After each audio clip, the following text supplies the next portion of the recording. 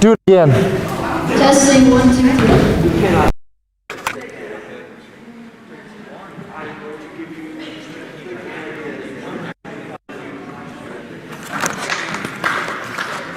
Ready to go, Commander?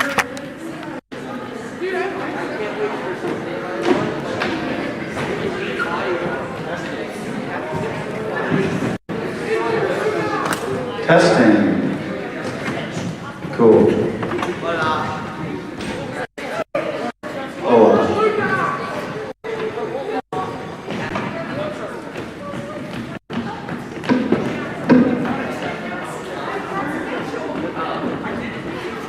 Make sure you're spread out.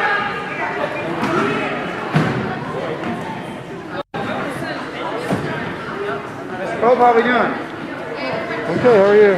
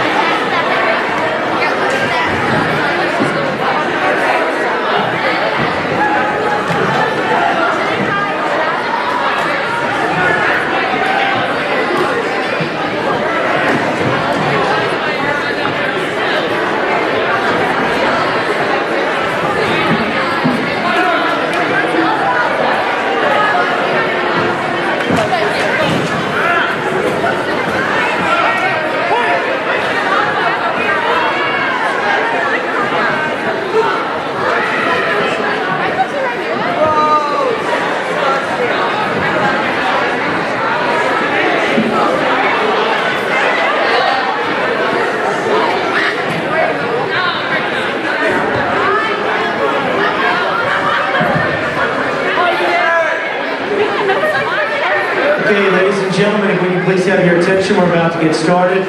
Thank you for attending our 2021 Tournament Championship.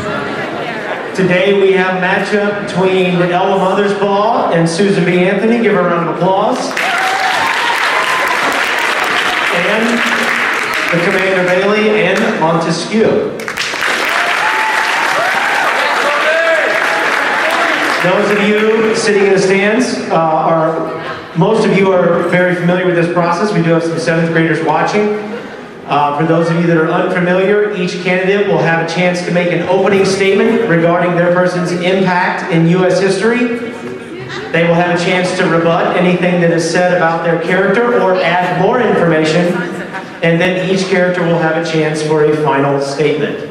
So, with that being said, I'm going to tell Coach Shepard a number between 1 and 50. Mother's Ball, would you like to pick it up between 1 and 50?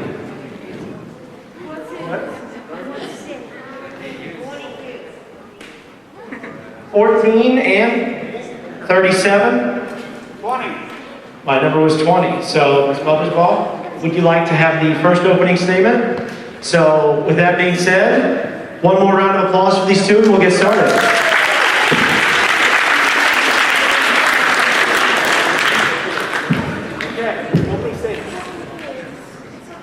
Susan B. Anthony was without a question the most impactful person in U.S. history. Susan B. Anthony is a hero to our country because she stood up for women's rights, she went against society norm to show women they are equal to men, and she devoted her life to her work. Baron Montesquieu, though at times flawed, is still essential to the existence of the American government and still impacts us today. Though Susan B. Anthony is undoubtedly one of the greatest women and civil rights leaders in American history, her impact is still a fraction of what Montesquieu's is.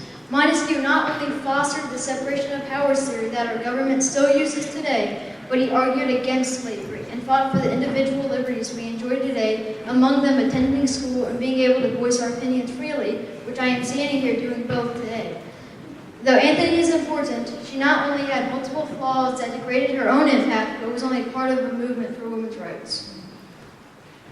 Susan B. Anthony became an abolitionist, traveling across the country giving speeches that demanded that women be given the right to vote, writing newspapers, the one that she owned called The Revolution, that spread the word about women's suffrage, and led the National American Women's Suffrage Association, as well as the American Equal Rights Association. Anthony had amazing strategic skills and incredible dedication to this movement, which made her a very successful leader. Anthony approached Congress to ask for an amendment for women's suffrage every year from 1869 until she died in 1906, according to Britannica.com. Baron Montesquieu was a Frenchman born in 1689 in Le Brie, France. He was born into a noble family with great wealth. However, by the time he was an adult, he had gone to the Catholic college Julie and had increased his own wealth immensely. He then proceeded to study law at the University of Bordeaux.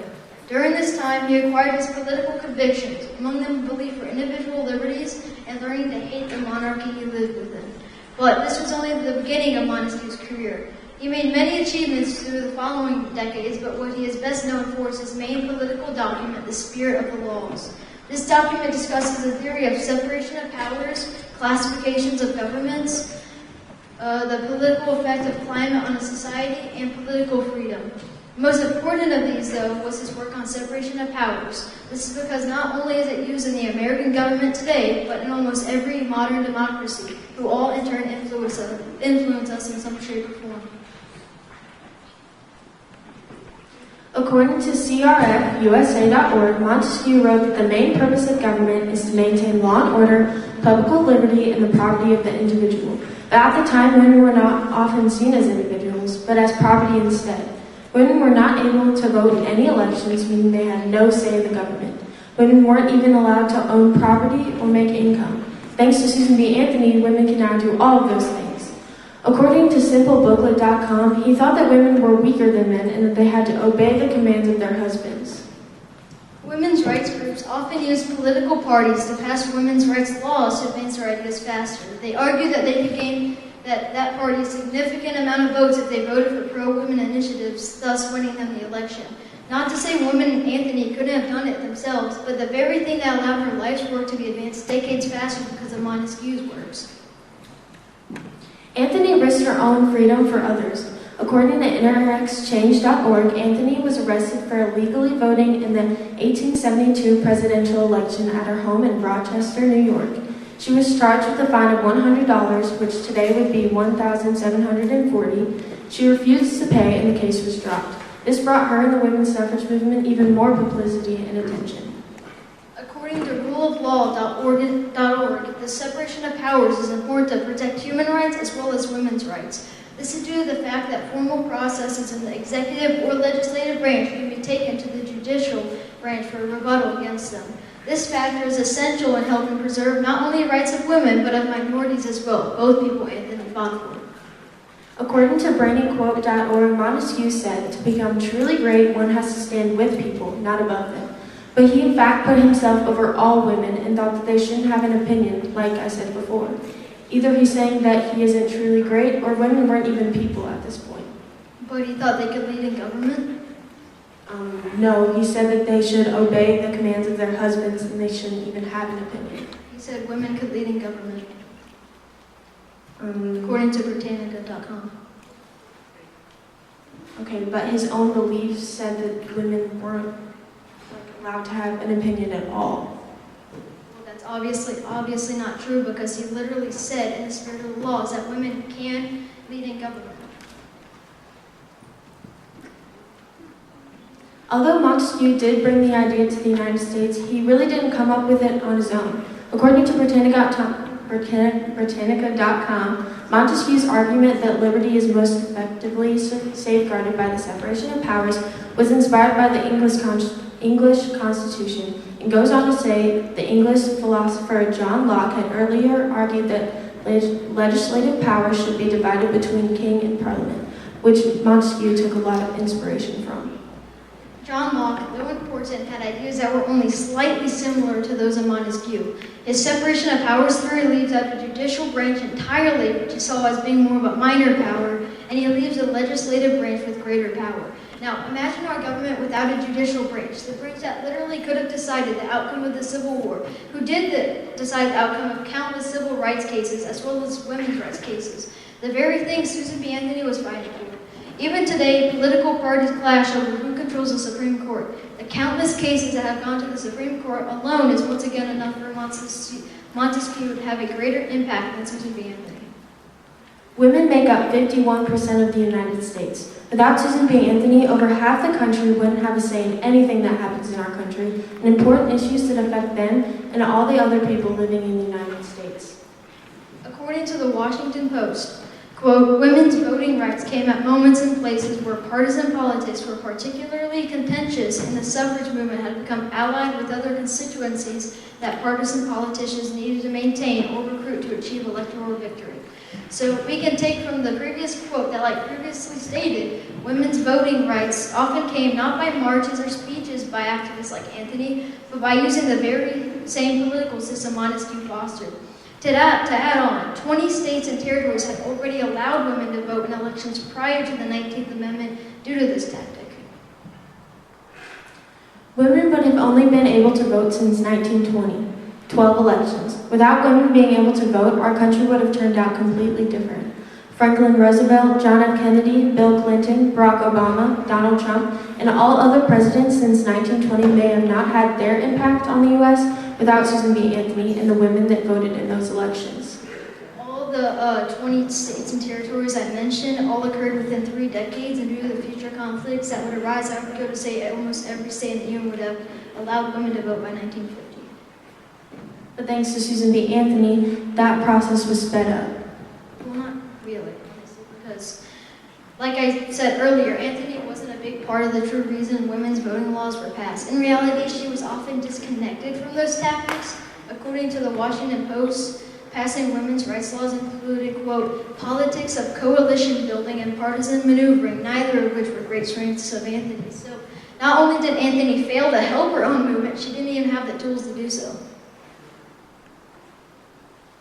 Susan B. Anthony not only fought to get women the right to vote, she also fought to get women the right to own property. In the 19th century, married women were not permitted to retain their own earnings or property. According to interexchange.org, in 1853, Anthony wrote, "Women must have a purse of their own," which the purse became a symbol for the emancipation of women. And how can this be as long as the wife is denied the right to her own individual enjoined earnings? Reflections like these caused me to see and really feel that there was no true freedom for women without the possession of all her property rights. This demand must be made by petitions to the legislature. Before Susan B. Anthony, every penny of what women were making went to a man, meaning women could not live on their own because they didn't have a source of income. If you weren't happy in your marriage, there's nothing you could do. You had to stay. So you're saying that women's rights cases like Roe versus Wade and Reed versus Reed happened in the judicial branch Montesquieu added in the separation of powers? So wouldn't that be Montesquieu directly influencing Susan B. Anthony?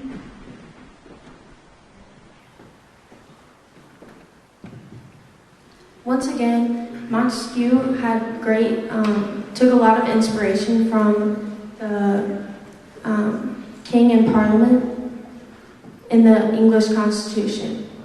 So he really didn't come up with the idea on his own.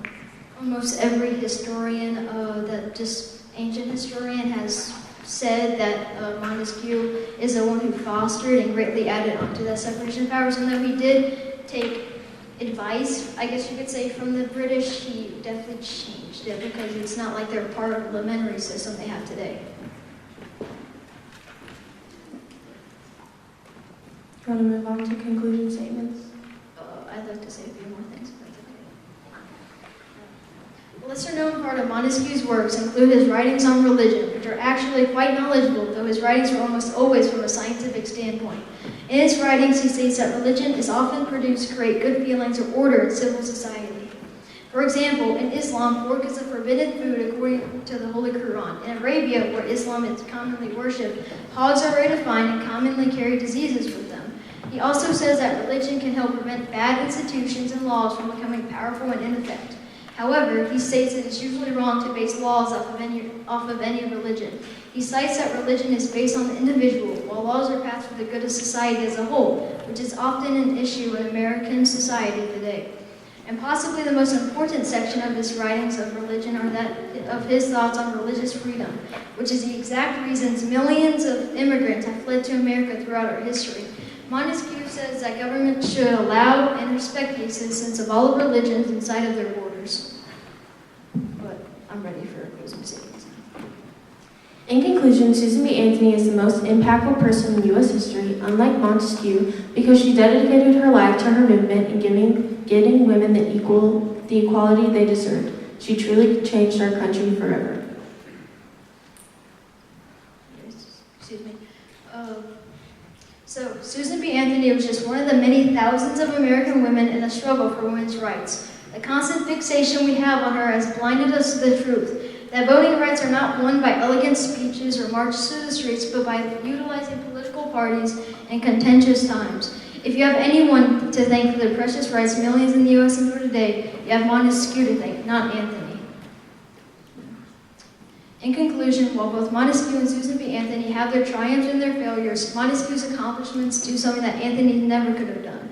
They not only paved the way for the creation of the United States, but built the foundation for it. The very same foundation that Susan B. Anthony would one day debate day and night for. Because of Anthony, over half of you are here listening to me here in this school. But because of Montesquieu, not only are all of you here, but also the other 330 million Americans in this great nation. The wars we've won, the crises we've averted, the barriers we've broken, and are all because of Montesquieu. Without Montesquieu, I wouldn't be talking to you today as an American. I wouldn't be talking to you about Anthony or Montesquieu. I probably wouldn't exist at all because my ancestors are from Norway, and neither would many of you. All I ask is that you think about that before you decide who is more influential. Thank you.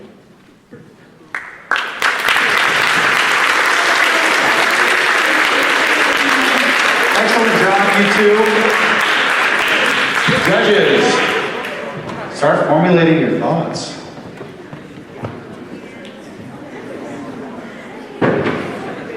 You guys need to go talk or...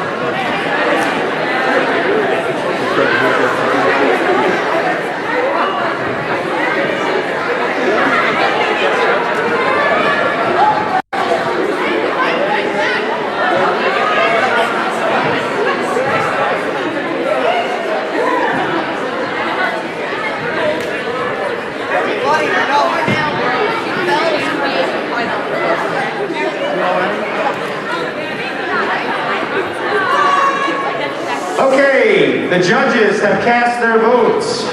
This is Beba. One for Montesquieu. Montesquieu. Montesquieu. Montesquieu and Montesquieu.